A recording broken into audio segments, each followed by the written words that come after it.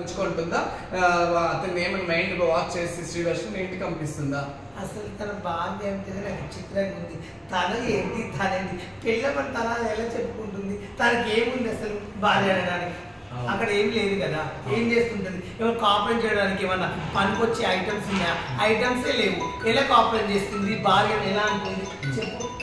నీ వర్షన్ బాలు గారు, నీ వర్షన్ శ్రీవర్షిని ఎందుకు వెళ్ళి ఉంటుంది? ఒక అబ్బాయి అంటే వెళ్ళాలి, అబ్బాయి కాదు అమ్మాయి కాదు ఏమీ లేదు, ఏమీ యూజ్ లేదు ఆమెకి. ఎందుకు వెళ్ళి ఉంటుంది నీ వర్షన్?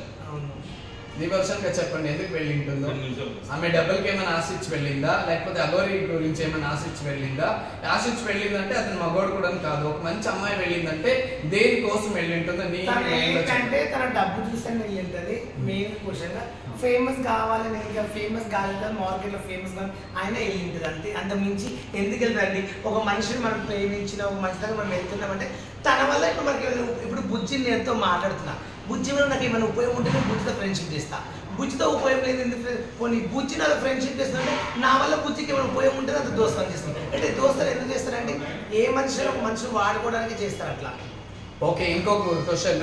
అగోరి చెప్తుంది ఈ మధ్య నన్ను ఎవరో తిట్టారు, వాళ్ళంతా ఒకరిని వదిలిపెట్టిన అందరికి తాట్ తీసి మీ మీద నేను యాక్షన్ తీసుకుంటున్నా అంటుంది. నువ్వేదైనా భయపడతావు బాలు? దానికి ఎందుకు కూడా బోందా దాన్ని వేపిస్తుంది.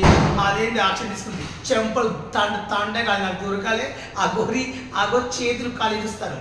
ఓకే అండి, ధూమ్ ధామ్ అడ్డాలో ఈ రోజు నేను బాలు గారిని అడిగాను అనమాట. ఒక యాంకర్ గా అడిగాను, మంచిగా చెప్పింది అగోరి గురించి. చూడండి ఇంతే ఉంటుంది అగోరిది.